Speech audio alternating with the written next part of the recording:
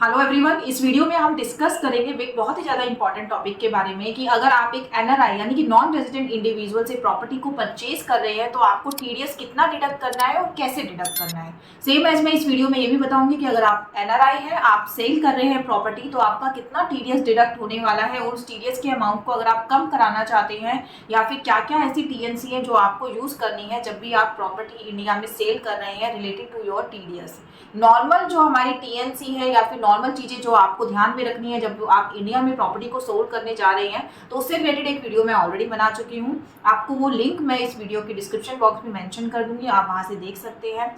इस वीडियो में हम बात करेंगे सिर्फ और सिर्फ टीडीएस पर्सपेक्टिव से कि कितना आपका कटेगा या फिर अगर आप बायर हैं तो कितना आपको एनआरआई से प्रॉपर्टी परचेज करते समय टीडीएस को डिडक्ट करना है और कैसे आपको वो रिटर्न फाइल करके उसका क्रेडिट एक एनआरआई को देना है। ये बातें आज हम इस वीडियो में डिस्कस करने वाले हैं। तो चलिए जल्दी से वीडियो को स्टार्ट कर लेते हैं। सबसे पहला जो इंपॉर्टेंट क्वेश्चन जो हमारे से पूछा जाता है वो है कि मैडम मैं एनआरआई से एक प्रॉपर्टी परचेज कर रहा हूँ तो मुझे कितना टीडीएस उसका डिडक्ट करना है, या फिर मेरी जो प्रॉपर्टी की वैल्यू है वो 50 लाख से कम है तो क्या मुझे टीडीएस डिडक्ट करना है या फिर नहीं करना है। इसके रिगार्डिंग मैं आपको बता दूं कि अगर आप जो प्रॉपर्टी परचेज कर रहे हैं वो लॉन्ग टर्म कैपिटल गेन से रिलेटेड है, यानी कि जो आपका सेलर है उसने वो प्रॉपर्टी 2 साल से बहुत पहले की परचेज की हुई है, जो उसका होल्डिंग पीरियड है वो 2 ईयर से ज्यादा का है, तो आपका जो टीडीएस का रेट रहने वाला है वो रहने वाला है 12.5% प्लस सेस। सेस का मतलब है 4% एक्स्ट्रा।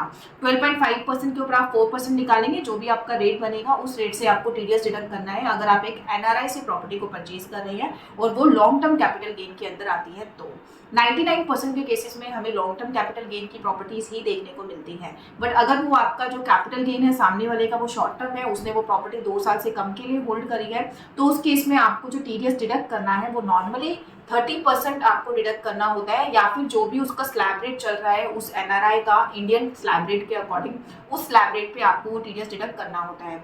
समटाइम्स बायर जो होता है वो कंजर्वेटिव अप्रोच को फॉलो करते हुए 30% जो भी हमारी हायर स्लैब रेट होती है उसके अकॉर्डिंग वो टीडीएस को डिडक्ट कर लेता है, बट आपको वैसे जो टीडीएस डिडक्ट करना चाहिए वो स्लैब रेट के अकॉर्डिंग करना चाहिए। आप ये देख सकते हैं कि सामने वाले का कितना कैपिटल गेन बन रहा है, उसके अकॉर्डिंग इंडियन स्लैब रेट पे उसका कितना स्लैब रेट एप्लीकेबल होगा, या फिर आप ये कंफर्मेशन अपने सेलर से ले सकते हैं, उसके अकॉर्डिंग आप ये टीडीएस को डिडक्ट करिए अगर शॉर्ट टर्म कैपिटल गेन है तो।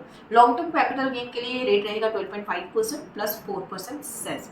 अब जो सेकंड क्वेश्चन हमारे पास आता है वो आता है कि मुझे किस अमाउंट पे टीडीएस डिडक्ट करना है, जो उसको कैपिटल गेन हो रहा है उस अमाउंट पे डिडक्ट करना है या जितना अमाउंट में उसको क्रेडिट कर रहा है उतने अमाउंट पे आपको डिडक्ट करना है।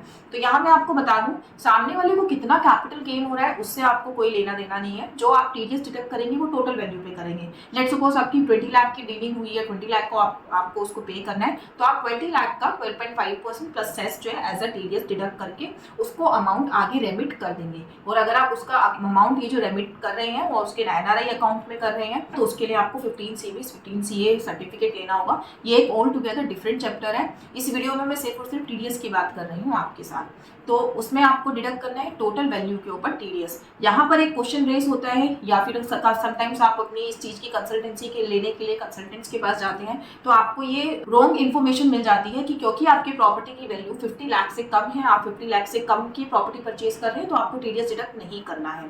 तो मैं आपको बता दूं ये जो 50 लाख वाला रूल है ये सिर्फ और सिर्फ इंडियन रेजिडेंट के लिए है कि अगर एक इंडियन रेजिडेंट से आप प्रॉपर्टी को परचेज करते हैं तो आपको देखना होता है कि आपकी जो प्रॉपर्टी की वैल्यू है 50 लाख से कम है या ज्यादा है। अगर 50 लाख से ज्यादा होती है तो टीडीएस एप्लीकेबल होता है, बट ये जो रूल है ये इंडियन रेजिडेंट के लिए है। अगर आप एक एनआरआई से प्रॉपर्टी को परचेज कर रहे हैं तो वहां पर ऐसा कोई रूल एप्लीकेबल नहीं होता। अगर आपकी प्रॉपर्टी की वैल्यू 1 लाख रुपीज भी है या फिर 1 रुपी भी है तो उसके ऊपर भी आप टीडीएस डिडक्ट करेंगे 12.5% प्लस सेस के अकॉर्डिंग। अदरवाइज आप उसको ये जो फंड है वो रेमिट नहीं कर सकते। आपका जो 15 सीए सीबी फॉर्म है वो साइन ही नहीं होगा और ना ही आप उसको पेमेंट आगे कर पाएंगे। थर्ड क्वेश्चन हमारे पास आता है थ्रेशोल्ड लिमिट का, कि टीडीएस डिडक्शन की कोई थ्रेशोल्ड लिमिट है क्या। जैसे हमारी टीडीएस डिडक्शन की लिमिट सेट की गई है कि आपको 10,000 से ज़्यादा अगर आप ये काम करते हैं तो आपको डिडक्ट करना है, 50 से ज़्यादा आप करते हैं तो डिडक्ट करना है। जैसे कि मैंने डोमेस्टिक के लिए बताया कि 50 लाख से ज़्यादा की अगर डीलिंग होगी जब टीडीएस डिडक्ट होगा, बट एनआरआई के लिए ऐसी कोई थ्रेशोल्ड लिमिट मेंशन नहीं की गई है। आपको हर एक अमाउंट के ऊपर टीडीएस को डिडक्ट करके फिर वो अमाउंट जो है आगे क्रेडिट करना है। अब यहाँ पर जो बायर होता है ना उसको जो प्रॉब्लम फेस होती है वो भी मैं आपको बता देती हूँ। अगर आप एक एनआरआई से प्रॉपर्टी को परचेज कर रहे रहे हैं और आप उसका टीडीएस डिडक्ट कर रहे हैं, तो उसके लिए आपको 10 नंबर अप्लाई करना इंपॉर्टेंट होता है। विदाउट 10 नंबर आप अपनी जो टीडीएस की रिटर्न है उसको फाइल नहीं कर सकते। आपको अपना 10 नंबर अप्लाई करना है टीडीएस, फिर उसके बाद आप अपनी टीडीएस की क्वार्टरली जो टीडीएस की रिटर्न होती है वो फाइल करेंगे। आप उसमें इसको मेंशन करेंगे बायर की 10 नंबर को और अमाउंट को कि कितना आपने पे करा है, कितना आपने टीडीएस डिडक्ट किया है। फिर उसके बाद आपका जो है टीडीएस सर्टिफिकेट निकाल के आप अपने रिस्पेक्टिव सेलर को जो है प्रोवाइड करेंगे। टीडीएस सर्टिफिकेट जब आप प्रोवाइड कर देते हैं, दैट इज फॉर्म 16A, तो ये प्रूफ हो जाता है कि आपने जो टीडीएस है वो प्रॉपर काट के सामने वाले के पैन नंबर पे डिपॉजिट करा दिया है। बट क्योंकि आप एक एनआरआई से डील कर रहे हैं तो यहाँ पर आपके लिए 10 नंबर अप्लाई करना मैंडेटरी है। विदाउट 10 नंबर आप टीडीएस डिडक्ट करके आगे डिपॉजिट नहीं करा सकते। यही डीलिंग अगर एक डोमेस्टिक सेलर के साथ आप कर रहे होते, इंडियन रेजिडेंट के साथ अगर आप कर रहे होते, तो उस केस में आपको 10 नंबर अप्लाई करने की जरूरत नहीं होती है। वहाँ हमारा एक सेपरेट फॉर्म होता है टीडीएस ऑन प्रॉपर्टी का, वो फॉर्म हम भर के जो है टीडीएस भी डिपॉजिट करा देते हैं। वही फॉर्म एक जो रिटर्न फाइलिंग का पैरामीटर फुलफिल करता है, उसी फॉर्म से हो जाता है कि आपने जो है रिटर्न फाइल कर दी है। बट एनआरआई के केस में चीजें ऑल टुगेदर चेंज हो जाती है। आपका टीडीएस का रेट भी चेंज है, आपका अमाउंट भी चेंज है, और आपकी जो ये कंडीशन है कि कैसे आपको ये पेमेंट करानी है वो भी चेंज है। यहाँ पर आपको 10 नंबर अप्लाई करना ही पड़ेगा। तो ये तो थी चीजें बायर के लिए। इसमें एक चीज और मैं ऐड कर दूं, अगर आप नेट सर्फिंग करेंगे रेट ऑफ टीडीएस की, तो आपको समटाइम्स वहां पे 20% रेट भी देखने को मिलेगा। तो यहाँ पर मैं आपको क्लैरिटी दे देती हूँ। 20% जो आपका रेट है वो होता था पहले, बट वो होता था आपका 23 जुलाई 2024 से पहले। जब बजट 2024 आया तो उसमें चेंजेस किए गए कि लॉन्ग टर्म कैपिटल गेन के ऊपर टैक्स कितना लगेगा। एलटीसीजी पर जो उन्होंने रेट दिया वो दिया 12.5% without indexation for NRI. NRI word मैं इसलिए यूज कर रही हूँ क्योंकि अगर आप एनआरआई नहीं है तो उन लोगों के लिए बेनिफिट है कि वो दोनों में से कोई भी ऑप्शन ले सकते हैं, 12.5% विदाउट इंडेक्सेशन या फिर 20% विद इंडेक्सेशन। क्योंकि आपने एक प्रॉपर्टी एनआरआई से डील करी है तो यहाँ पर उनके ऊपर जो रेट लग रहा है वो 12.5% लग रहा है, जबकि 23 जुलाई से पहले यही रेट जो है 20% हुआ करता था विद इंडेक्सेशन। तो इसीलिए नेट पे जब आप सर्फिंग करेंगे तो आपको कहीं कहीं पे रेट 20% नजर आएगा, जो कि 23 जुलाई 24 से पहले का रेट है। उस टाइम पर 20% के हिसाब से हम टीडीएस काटा करते थे। लेकिन अब अगर आप स्टेट के बाद डील कर चुके हैं या फिर डील कर रहे हैं तो आपको जो टीडीएस काटना है वो 12.5% प्लस सेस के हिसाब से आपको ये टीडीएस जो है डिडक्ट करना है। अब बात आती है सेलर की कि सेलर चाहता है कि मेरा टीडीएस ना डिडक्ट हो या फिर मेरी जो लाइबिलिटी है, मेरा जो कैपिटल गेन है वो इतना नहीं बनेगा, तो मैं इतना ह्यूज अमाउंट का टीडीएस क्यों डिडक्ट कराऊं। तो वहां पर सेलर के पास ऑप्शन है, वो क्या कर सकता है, लोअर टीडीएस डिडक्शन का एक सर्टिफिकेट होता है, वो उसके लिए जो है अप्लाई कर सकता है कि उसमें आपको प्रॉपर मेंशन करना होता है कि आपकी इंडिया में कितनी इनकम है या फिर जो भी आप प्रॉपर्टी की डीलिंग कर रहे हैं उससे आपको कितना कैपिटल गेन होगा। उस कैपिटल गेन के अकॉर्डिंग या फिर आपकी इंडियन इनकम्स के अकॉर्डिंग जो है जो आपका टीडीएस का रेट है उसको रिकैलकुलेट करता है डिपार्टमेंट आपके लिए, और आपको एक सर्टिफिकेट इशू करता है कि उस सर्टिफिकेट पे जो रेट मेंशन है उस रेट के अकॉर्डिंग आपका टीडीएस डिडक्ट होगा। आपको वो सर्टिफिकेट अपने बायर को देना होता है। उसके बाद जो बायर है वो उसी के अकॉर्डिंग ही आपका टीडीएस डिडक्ट करेगा। उससे आपको ये बेनिफिट होता है कि आज की डेट में जो आपको 12.5% रेट से टीडीएस डिडक्ट कराना पड़ रहा है वो भी फुल वैल्यू पे।